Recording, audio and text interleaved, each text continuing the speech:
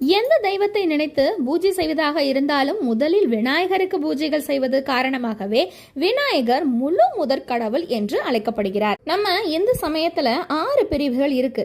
இந்த 6 பிரிவுகள் இருந்தாலும் எல்லா பிரிவுகள்லையுமே முதலில் வணங்கப்படக்கூடிய தெய்வம் விநாயக பெருமான் தான். அதனாலதான் எங்கும் எதிலும் விநாயகருக்கு முதல் வழிபாடு நடைபெறுகிறது. அது மட்டுமின்றி சிவபெருமானுக்கும் அன்னை பார்வதிக்கும் மூத்த பிள்ளையாக முதல் பிள்ளையாக இருக்கக்கூடிய கணபதி தெய்வங்கள் அனைத்திற்கும் செல்ல குழந்தையாக இருக்கிறாரு. அதனாலதான் இவருக்கு முதல் வழிபாடு. கணேச புராணம் இதை கூறுது. சுப காரியங்கள் உள்பட எந்த காரியமா இருந்தாலும் விநாயகர் சுழிய போட்டுட்டு எழுதுறது தான் நம்மளுடைய முதல் வணக்கம் விநாயகருக்கு செய்யப்படுகிறது. விநாயகரை வணங்க தொடங்கும் பொழுது அனைத்தையும் விநாயகர் கவனித்துக் கொள்வார் அப்படிங்கிறது தான் நம்பிக்கை. வாழ்வில் முன்னேற, வியாபாரத்தில் லாபம் கிடைக்க, மகாலட்சுமியின் அருள் கிடைப்பதற்கு விநாயக பெருமானை தினமும் வணங்கினாலே போதும், அஷ்ட ஐஸ்வர்யமும் தானாக கிடைக்கும்.